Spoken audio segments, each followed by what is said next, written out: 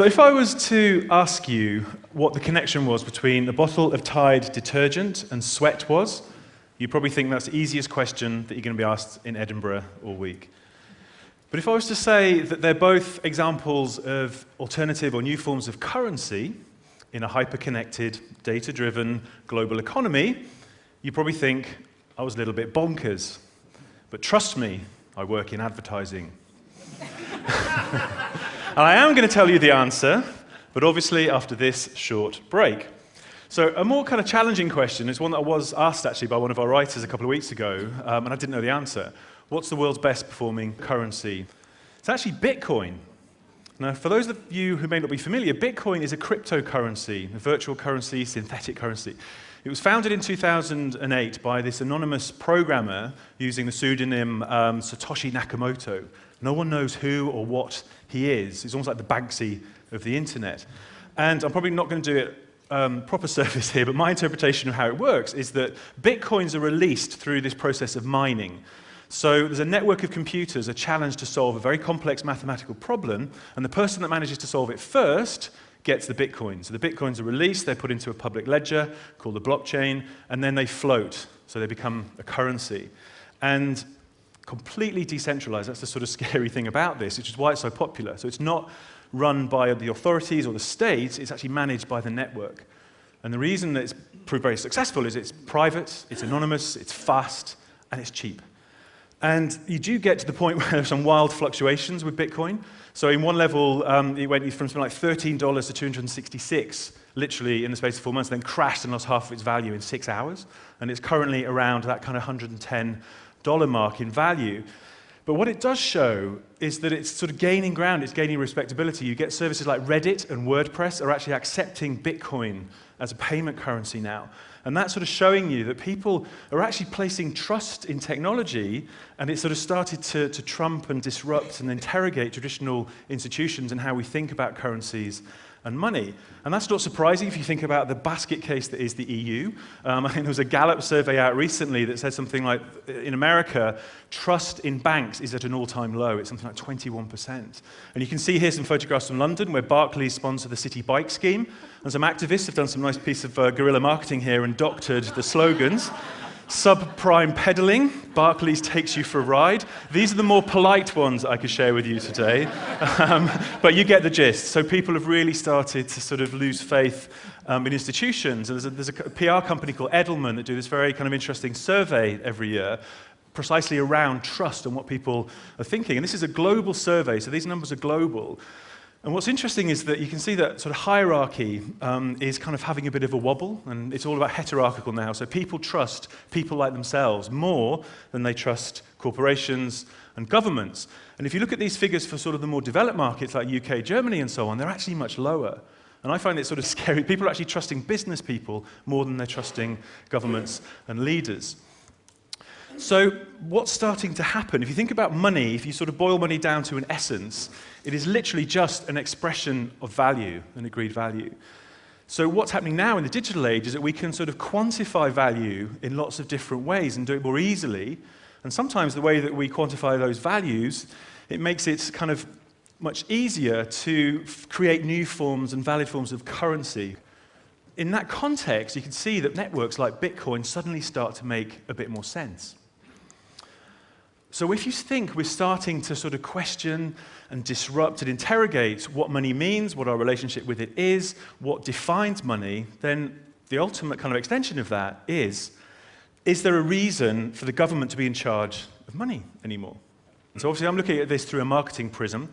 So from a brand perspective, brands literally stand or fall on their reputations, and you think about reputation has now become a currency. Reputations are built on trust, consistency, transparency. So if you've actually decided that you trust a brand, you want a relationship, you want to engage with a brand, you're already kind of participating in lots of new forms of currency. So you think about loyalty. Loyalty essentially is a microeconomy. You think about the reward schemes, air miles. And the Economist said a few years ago that there are actually more unredeemed air miles in the world than there are dollar bills in circulation. When you are standing in line in Starbucks, 30% of transactions in Starbucks on any one day are actually being made with Starbucks star points. So that's a sort of Starbucks currency staying within its ecosystem. And what I find interesting is that Amazon has recently launched Amazon Coins. So admittedly, it's a currency at the moment that's purely for the Kindle, so you can buy apps and make purchases within those apps.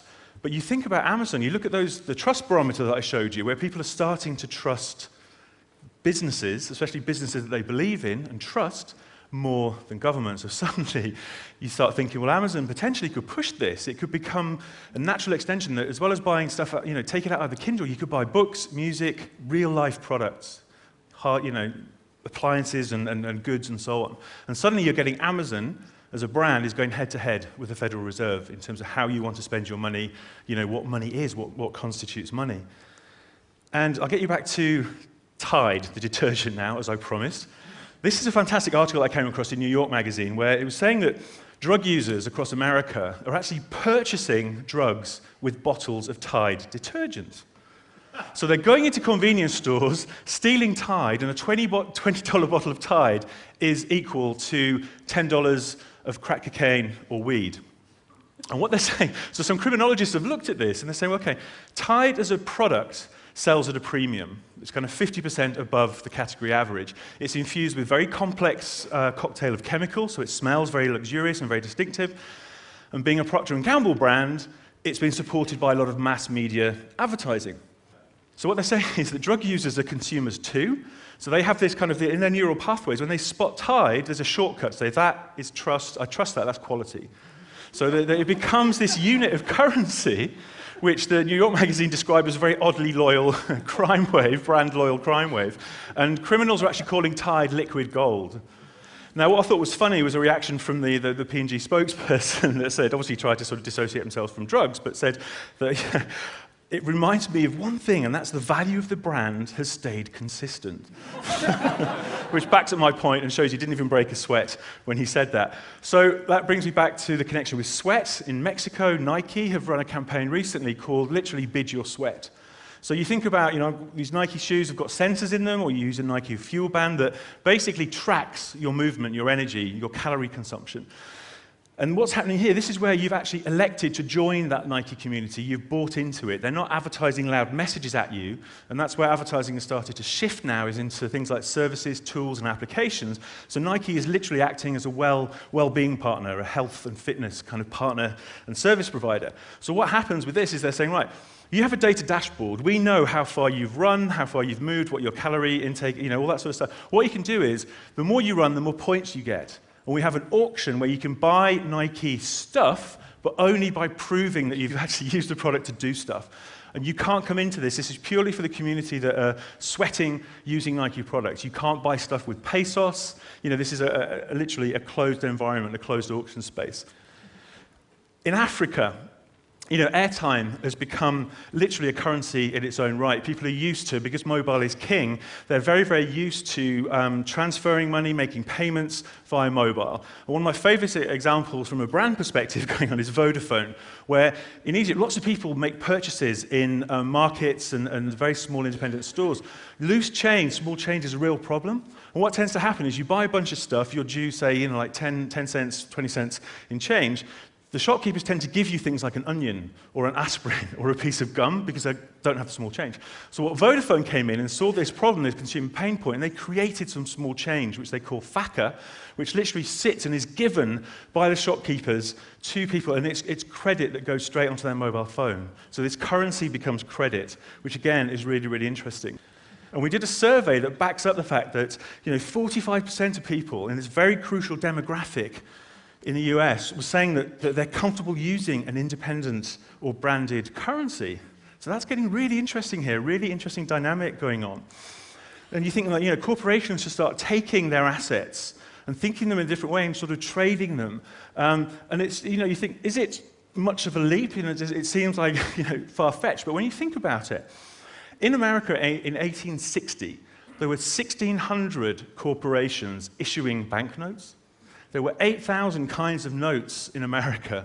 And the only thing that stopped that, the government controlled 4% of the supply, and the only thing that stopped it was a civil war breaking out, and the government suddenly wanted to take control of the money. So government, money, war, nothing changes there then. So, so what I'm going to ask is basically, is history repeating itself? Is technology making paper money feel outmoded? Are we decoupling money from the government? You think about brands are starting to fill the gaps. Corporations are filling gaps that governments can't afford to fill. So I think, we'll be standing on stage buying a coffee, our organic fair trade coffee next year, using TED florins or TED shillings. Thank you very much. Thank you.